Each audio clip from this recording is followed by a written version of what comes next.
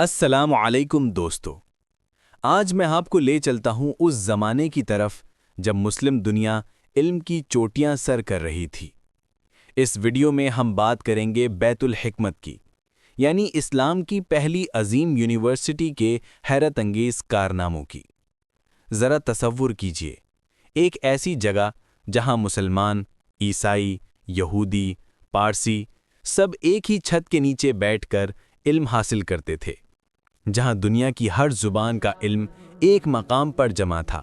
اور یہ کوئی آج کی مدنی یونیورسٹی نہیں، بلکہ نویں صدی کا بغداد تھا۔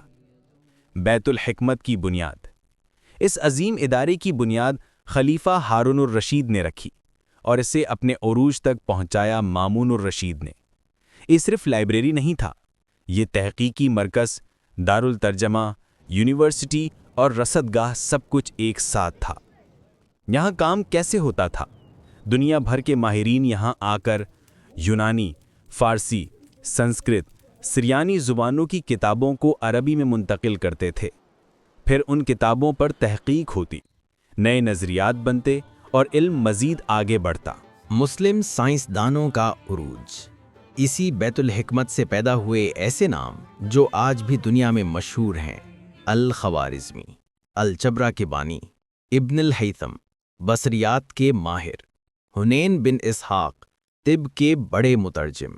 ان کے کام نے بعد میں یورپ میں رینیسانس یعنی علمی بیداری کی بنیاد رکھی۔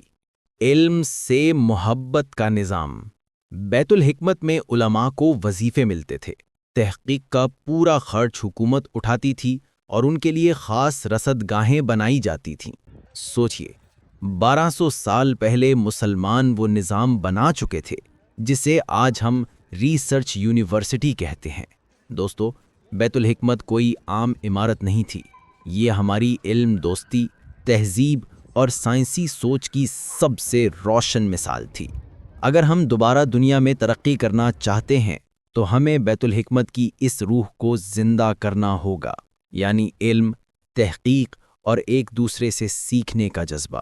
اگر ویڈیو پسند آئے تو لائک کریں، شیئر کریں اور چینل کو سبسکرائب کرنا نہ بھولیے۔ اگلی ویڈیو تک کے لیے السلام علیکم۔